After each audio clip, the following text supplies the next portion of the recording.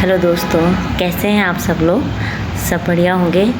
इससे जो लास्ट वाला वीडियो है उसमें हमने देखा था कोस्ट शीट कैसे बनाते हैं और उसके जो टोटल कॉस्ट से पहले हमें किस किस प्रोसीजर से गुजरना होता है, किस तरीके से हम कॉस्ट ऑफ प्रोडक्शन कैलकुलेट करेंगे, किस तरीके से हम वर्क कॉस्ट हो गया और हमारी टोटल कॉस्ट को कैलकुलेशन करेंगे। और अगर हमारा जो प्रॉफिट है ऑन द सेल गिवन है या ऑन द कॉस्ट गिवन है तो उसका हम ट्रीटमेंट कैसे करते हैं। अगर आप लोगों ने वो वीडियो नहीं देखी है तो आप हमारे उस वीडियो को देखिए, आपको इजीली कॉस्ट शीट समझ में आने लगेगी। और आज का जो हमारा पार्ट है उसमें हम सीखेंगे कि किस तरीके से हम फिक्स्ड कॉस्ट और वेरिएबल कॉस्ट को ट्रीट करेंगे। लाइक फिक्स्ड कॉस्ट क्या है, वेरिएबल कॉस्ट क्या है, और इनके अलावा एक हमारे पास होती है एक सेमी वेरिएबल कॉस्ट। तो क्वेश्चन में हमें सेमी वेरिएबल जो कॉस्ट है उसके पार्ट होंगे टू, फिक्स्ड और वेरिएबल, उनको किस तरीके से कैलकुलेशन की जाएगी उसको हम सीखेंगे। तो फर्स्ट क्वेश्चन हमारे सामने आ रहा है कि what is fixed cost. Fixed cost क्या है? तो फिक्स्ड कॉस्ट क्या है? Fixed cost remain the same regardless of production output.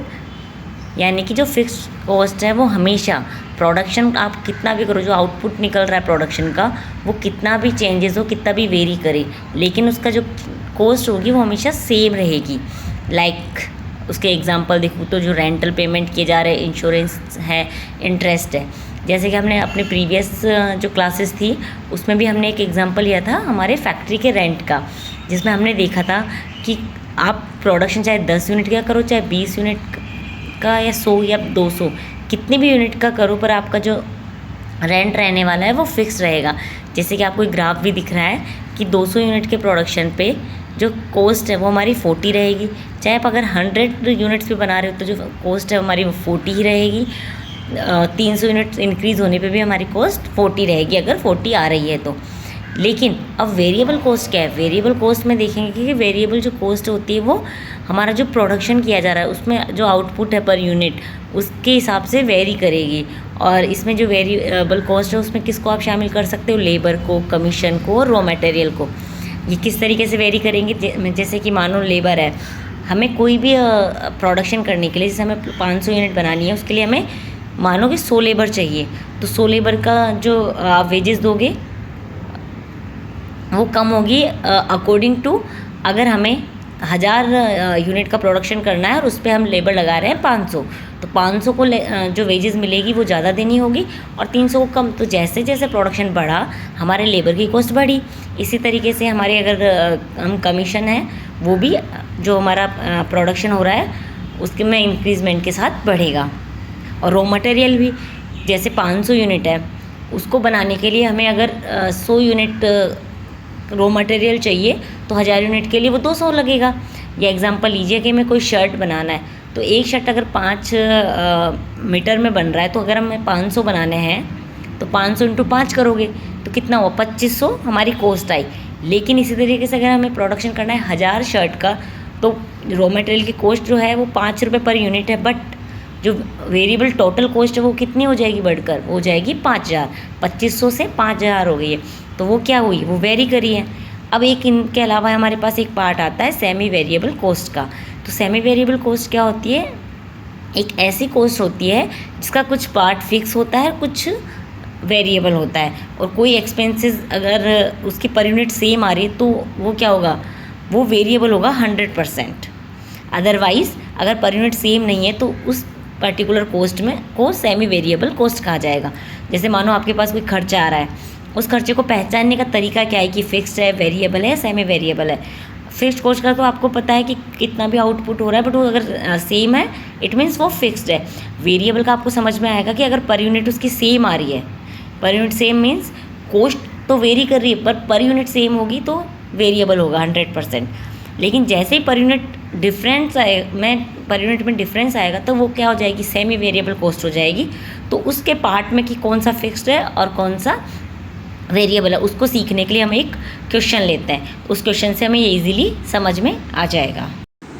जो हमारा एग्जाम्पल गिवन है उसमें एग्जाम्पल में क्या गिवन है कि कोई कंपनी ए है, वो 2010 में जो प्रोडक्शन कर रही है वो 6000 यूनिट का कर रही है, और 2011 में प्रोडक्शन जो कर रही है वो 8000 यूनिट का कर रही है। उसमें डिफरेंस खर्चे गिवन है, मटेरियल, लेबर, इंस्पेक्शन और एडमिनिस्ट्रेशन, ओवरऑल ये खर्चे गिवन है। अब हमने देखा कि एडमिनिस्ट्रेशन है वो 2010 में भी 40,000 है, 2011 में भी 40,000 है, तो जो इसका पार्ट है वो क्या हो गया, ये पार्ट हमारा हो गया फिक्स्ड, क्योंकि दोनों टाइम पे ही ये क्या है खर्चा, कॉस्ट सेम आ रही, चाहे 2010 हो चाहे 2011 हो, यूनिट का प्रोडक्शन चेंज करने पे भी ये खर्चा सेम आ रहा है। अब मटेरियल, लेबर और इंस्पेक्शन में यूनिट जैसे हमने चेंज किया प्रोडक्शन, वो हमारा जो कॉस्ट है वो चेंज हुई, यानी वो वेरिएबल हुआ, यानी वो खर्चे बढ़े। अब इसमें से कितना पार्ट सेमी वेरिएबल है, कितना फिक्स्ड है, उसके हम कैलकुलेशन सीखेंगे। मटेरियल पर यूनिट देखते हैं, तो उसका फॉर्मूला क्या है, material cost divided by total unit. Material cost कितनी है हमारी 2010 में 48,000, तो उसको डिवाइड किया 6000 यूनिट से, तो हमारी वो कॉस्ट कितनी आ गई, 3 रुपये पर यूनिट। ये आ रही है 2010 में जब हम 6000 यूनिट का प्रोडक्शन कर रहे हैं। अब जब नेक्स्ट हम देखेंगे तो हमारा 64,000 रुपये क्या आ रहा है, खर्चा आ रहा है, टोटल कॉस्ट आ रही है मटेरियल की, उसको हम डिवाइड किएंगे 8000 यूनिट से। अब 8000 यूनिट को जब डिवाइड किया तो ये भी 3 रुपये पर यूनिट आ रहा है, यानी कि प्रोडक्शन चेंज होने के बाद भी जो पर यूनिट है वो मेरी 3 रुपये ही आ रही है, चाहे मैंने यूनिट बढ़ा दिया है, कॉस्ट बढ़ी है पर यूनिट सेम है। तो ये क्या हो गया हमारा खर्चा, ये हमारा खर्चा हो गया 100% वेरिएबल, 100% वेरिएबल है। इसी तरीके से अब देखेंगे हम लेबर पर यूनिट। लेबर जो पर यूनिट है उसमें फॉर्मूला क्या है, labour cost divided by total unit.